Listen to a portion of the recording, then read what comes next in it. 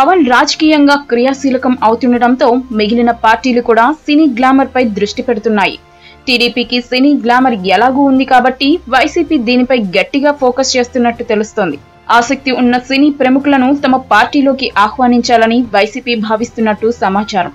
Character artist హేమకు తూర్పు గోదావరి జిల్లాలో అవకాశం ఇవ్వాలని వైసీపీ భావిస్తుంది. కాపు సామాజిక వర్గానికి చెందిన ఆమె వైసీపీలోకి రావడం ఖాయమే అంటున్నారు. హాస్య నటుడు పృథ్వీ కూడా వైఎస్ఆర్సీపీలోకి రావడానికి సుముఖంగా ఉన్నట్టు తెలుస్తోంది. ఇక బీజేపీ సీనియర్ నాయకుడు కేంద్ర మాజీ మంత్రి అయిన కృష్ణంరాజుకు పశ్చిమ గోదావరి జిల్లా నరసాపురం ఎంపీ టికెట్ ఇస్తామని వైఎస్ఆర్సీపీ ఆఫర్ ఇచ్చినట్లు టాక్ వినిపిస్తోంది.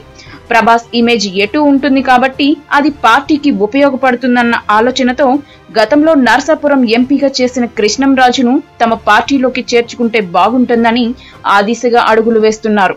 అయితే ఈ విషయంలో కృష్ణంరాజు నుంచి సమాధానం రాలేదని అంటున్నారు. ఇక ఎన్టీఆర్ కుమారుడు నందమూరి హరికృష్ణ చంద్రబాబు తీరుపై అసంతృప్తితో ఉన్నాడు. పార్టీ వ్యవహారాల్లో కూడా అంటి ముట్టనట్లే వ్యవహరిస్తున్నాడు. దీనితో జగన్ కొడాలి నానిని రంగంలోకి దింపారని వార్తలు వినిపిస్తున్నాయి. నానికి హీరో ఎన్టీఆర్ కి మంచి సాన్నిహిత్యం ఉంది. ఈ బంధాన్ని దృష్టిలో పెట్టుకుని వెళ్లిన నాని హరికృష్ణను కలిసి ఆయనకు హిందూపురం అసెంబ్లీ టికెట్ ఆఫర్ చేశారని వైసీపీ నేతలు చెబుతున్నారు. ప్రస్తుతం టీడీపీ ఎమ్మెల్యే హరికృష్ణకు స్వయాన సోదరుడైన బాలకృష్ణ మీద స్థానిక ప్రజల్లో తీవ్ర వ్యతిరేకత ఉందని, దాన్ని సొమ్ము చేసుకోవాలంటే ఎన్టీఆర్ కుటుంబ సభ్యుడైన హరిని బరిలోకి దించడమే మేలని పార్టీ వ్యూహకర్తలు భావిస్తున్నారు.